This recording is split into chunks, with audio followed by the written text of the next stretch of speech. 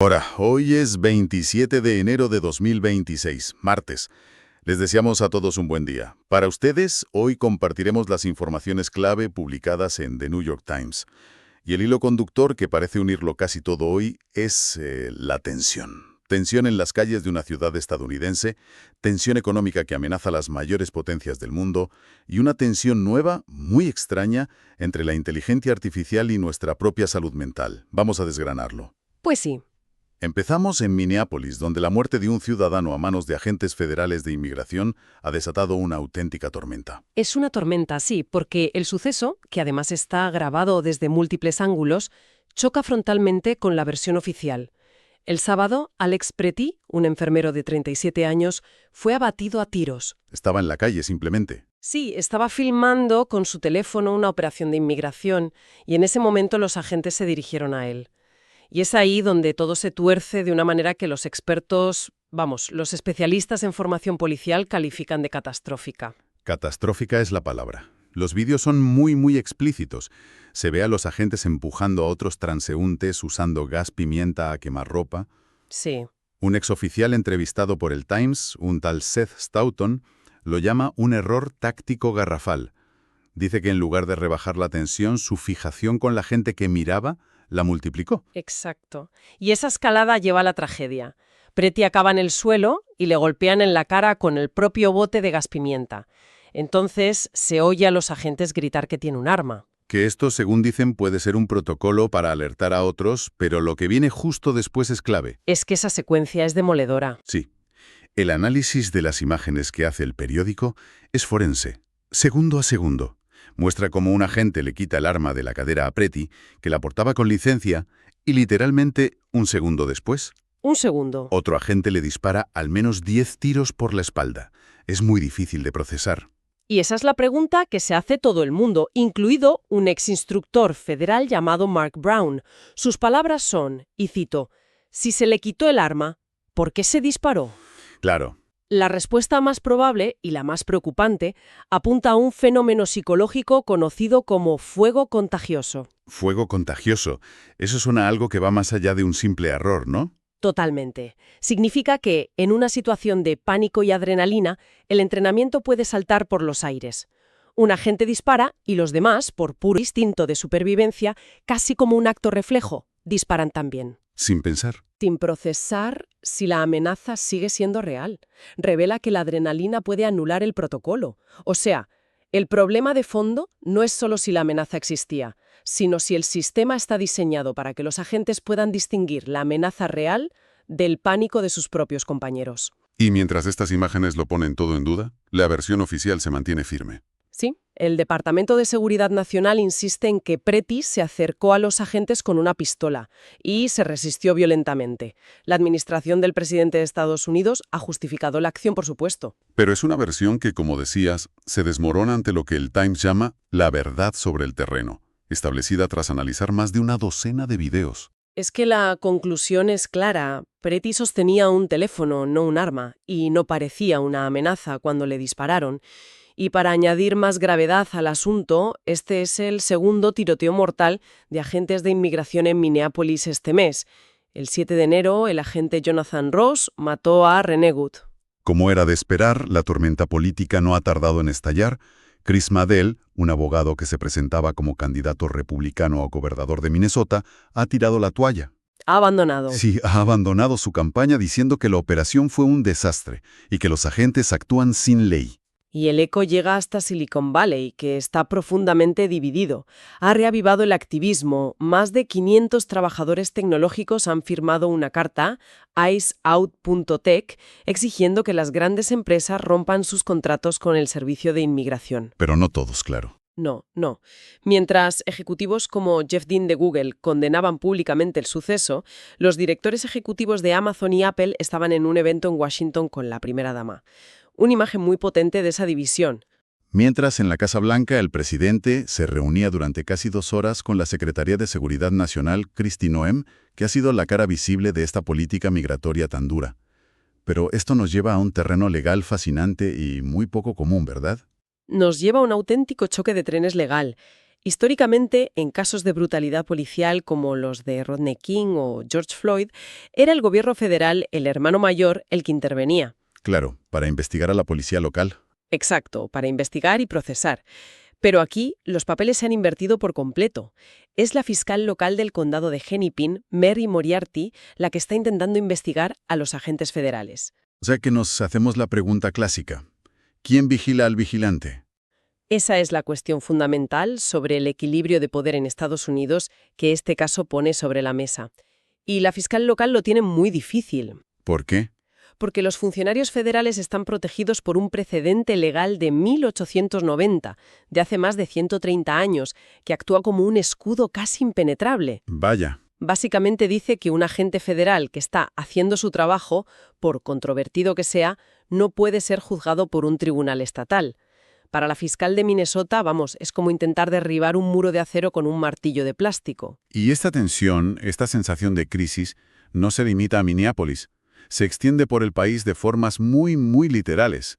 Una tormenta invernal masiva ha dejado paralizado gran parte del sur. Sí, ha sido un sistema brutal que ha dejado un rastro de hielo y nieve desde Nuevo México hasta Maine.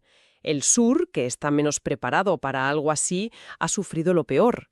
Hay al menos 10 muertos, cientos de miles de hogares y negocios sin electricidad.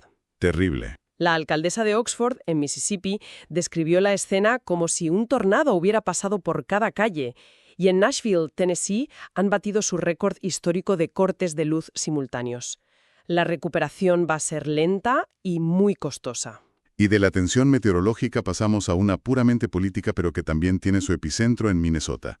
La administración del presidente de Estados Unidos ha hecho una petición muy controvertida. Muy controvertida y muy directa.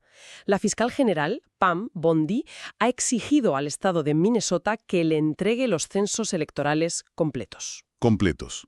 ¿A qué nivel de detalle? Pues completos. Hablamos de datos muy privados. Nombres, direcciones, pero también números del carné de conducir e incluso de la seguridad social. ¿Y qué ha respondido Minnesota? Una negativa rotunda. El secretario de Estado, Steve Simon, lo ha calificado de intento escandaloso de coaccionar a Minnesota y se ha amparado en las leyes de privacidad. Pero esto no es algo que pase solo ahí, ¿verdad? No para nada. Forma parte de una campaña a nivel nacional de la Administración para obtener estos datos de todos los estados. Cerca de la mitad, sobre todo los gobernados por demócratas, se han negado. ¿Cuál es el miedo de fondo? ¿Qué podrían hacer con esos datos? No es solo un tema de privacidad. La principal preocupación, la que se comenta en círculos políticos, es que estos datos puedan ser analizados, cruzados y manipulados para construir una narrativa que siembre dudas sobre la limpieza de los resultados electorales. Es una batalla por la confianza en el sistema. Hablando de datos y de cómo se usan para influir en nosotros, esto nos lleva directamente a otro campo de batalla: los juicios históricos que se preparan contra los gigantes de las redes sociales. Sí, estamos hablando de un momento que podría ser para la industria tecnológica lo que los años 90 fueron para las tabacaleras. Una comparación muy seria. Desde luego, miles de demandas contra Meta, Snap, TikTok y YouTube. La acusación es potentísima, que diseñaron deliberadamente sus plataformas para ser adictivas y que esa adicción ha causado daños mentales graves a los jóvenes, como ansiedad, depresión o trastornos alimentarios. ¿Y la estrategia legal es la misma que con el tabaco? En esencia, sí. La argumentación es que crearon un producto defectuoso y adictivo, a sabiendas de sus consecuencias, y que lo ocultaron o lo minimizaron. Es un argumento muy poderoso. ¿Y esto ya está en marcha? Ya, el primer juicio arranca esta misma semana en California. Snap, de hecho, ya ha llegado a un acuerdo extrajudicial con la primera demandante por una cantidad que no se ha hecho pública. Y se espera que veamos testificar a pesos pesados como Mark Zuckerberg. Esto va a dar mucho que hablar. Y si la situación es tensa dentro de Estados Unidos, el panorama económico mundial no es mucho más tranquilo. De hecho, hay una bomba de relojería silenciosa bajo los cimientos de las economías más ricas. Una bomba llamada deuda. Es un problema estructural que viene de lejos, pero que ahora está en niveles críticos, en 6 de los 7 países del G7. Exacto, hablamos de Estados Unidos, Reino Unido, Francia, Italia, Japón. La deuda nacional es igual o mayor que todo lo que su economía produce en un año. ¿Cómo hemos llegado hasta aquí? Es una tormenta perfecta. El ciclo empezó con la crisis financiera de 2008, se disparó con los gastos masivos de la pandemia y ahora se agrava por tres factores imparables. El envejecimiento de la población, que dispara el gasto en pensiones y sanidad. Más gastos. El aumento del gasto militar en un mundo más inestable y la necesidad de invertir miles de millones en la transición energética y tecnológica. A ver si lo entiendo. Usando una analogía, es como si una familia tuviera cada vez más abuelos a los que cuidar con sus medicinas y pensiones y cada vez menos hijos trabajando para traer dinero a casa. Es exactamente eso. Matemáticamente la cuenta no sale. Y la única forma de seguir adelante a corto plazo es pedir prestado. Multiplica ese problema por la escala de un país como Italia o Japón y tienes una bomba de relojería económica. Que te limita en todo. En todo. Limita tu capacidad de reacción ante la próxima crisis, encarece el crédito para todos y te obliga a recortar en servicios esenciales como la educación. Pero si todas las grandes potencias están endeudadas, como se suele decir, hasta las cejas, ¿a quién le deben el dinero? Unos a otros. Porque si es así, parece un círculo vicioso que no entiendo cómo no ha explotado ya. En gran parte sí. Se lo deben a inversores, a fondos de pensiones y a otros países. Funciona mientras haya confianza en que van a poder devolverlo. Pero esa confianza es frágil. Y esta tensión económica se traduce directamente en tensión diplomática y comercial. Lo estamos viendo. Claro, vemos cómo el primer ministro británico, Keir Starmer, viaja a China esta semana a la desesperada en busca de acuerdos, pero tiene que hacerlo de puntillas para no enfadar al presidente de Estados Unidos, que acaba de amenazar a Canadá con aranceles del 100% por acercarse a Pekín. Y esas amenazas no son solo para los vecinos. No en absoluto. El presidente de Estados Unidos también amenaza con subir los aranceles a Corea del Sur, incluidos los coches, por lo que considera una lentitud en la ratificación de un acuerdo comercial. El comercio se usa abiertamente como un arma de presión. Un clima complicado. Mucho. Y en ese clima, el secretario general de la OTAN, Mark Rutte, le ha dicho a Europa que sigue soñando si cree que puede defenderse sola sin Estados Unidos. Un mensaje muy duro en un momento de nerviosismo por las ambiciones del presidente estadounidense sobre Groenlandia. Mientras Washington también tiene los ojos puestos en Irán y China, ¿no es así? Sí, y con conclusiones muy distintas. Los informes de inteligencia apuntan a que el régimen iraní está en su momento más débil desde la revolución de 1979. ¿Por qué? La mezcla de las protestas del año pasado y una economía en ruinas ha erosionado su poder. El presidente ha sido informado y ya ha aumentado la presencia militar en la zona. ¿Y en China? En China ha ocurrido lo que los analistas llaman un evento sísmico. El general Zhang Yuxia, uno de los militares de más confianza del líder Xi Jinping, está siendo investigado por corrupción. Alguien de su círculo más cercano. Exacto. Su caída es una señal potentísima de Xi al resto del partido. Demuestra que nadie, ni los más cercanos, está a salvo. No es solo una purga, es una demostración de poder que paradójicamente revela la fragilidad y la paranoia que existen en la mismísima cúpula del régimen. Hablando de tecnología y poder, hay una innovación que está en todas partes y que está creando un tipo de tensión completamente nuevo y muy personal, la que se da entre la inteligencia artificial y nuestra propia mente. Es un fenómeno que está pillando a la comunidad de salud mental con el pie cambiado. Más de 100 terapeutas y psiquiatras han contado al New York Times casos de problemas de salud mental causados o agravados por los chatbots de IA. Es que los casos son muy preocupantes. Sí, se han descrito más de 30 que terminaron en emergencias graves, como brotes psicóticos o ideas suicidas. Los ejemplos que se citan son escalofriantes. La doctora Julia Sheffield, de la Universidad de Vanderbilt, cuenta cómo vio a pacientes sin historial de problemas mentales desarrollar delirios después de interactuar con ChatGPT.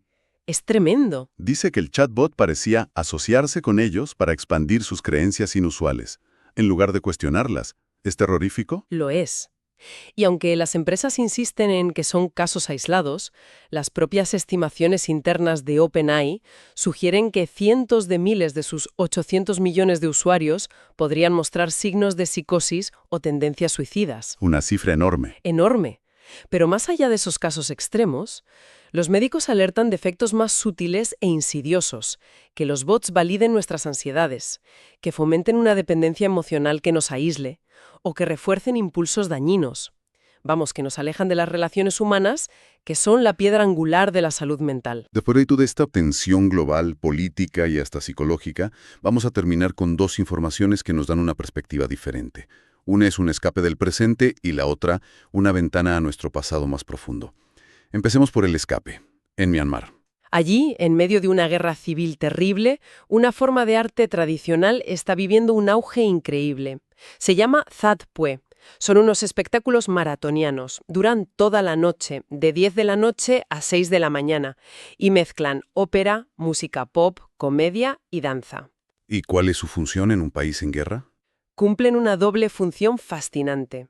Para el público es una vía de escape, una forma de aliviar el estrés del conflicto, como dice un promotor. Es su hora feliz. ¿Y para el poder? Claro, para la junta militar que permite estos eventos en las ciudades que controla, es una herramienta de propaganda, una forma de proyectar una imagen de normalidad y legitimidad que es completamente falsa en gran parte del país. Artistas como Sanjay Moe son auténticas estrellas virales en TikTok. Me encantan estas informaciones que nos conectan con nuestro pasado. Es como encontrar una pieza perdida del puzzle de quiénes somos. ¿Qué se ha descubierto? Pues dos hallazgos que nos obligan a mirar a nuestros antepasados con otros ojos. En Grecia han aparecido las herramientas de madera más antiguas jamás encontradas, 430.000 años. ¿Qué eran? Un palo para cavar y una ramita tallada. Y en Inglaterra, un martillo de hace 500.000 de años, hecho con un hueso de elefante o mamut, usado para fabricar otras herramientas de piedra. Y lo importante, ¿a quién pertenecían? Exacto. Se atribuyen a neandertales primitivos o a la especie Homo heidelbergensis. Lo que esto nos dice, que es lo realmente alucinante, es que otros homininos en Europa tenían una tecnología mucho más sofisticada de lo que pensábamos. Y van más allá de la piedra. Mucho más allá. No solo usaban piedra, usaban madera, usaban hueso, y lo hacían cientos de miles de años antes de que nuestra especie, el Homo sapiens, llegara siquiera a Europa. Reescribe una parte importante de lo que creíamos saber sobre la inteligencia y la capacidad de nuestros lejanos ancestros. Les deseamos a todos un buen día. Nos vemos mañana. Aquí estaremos esperándoles.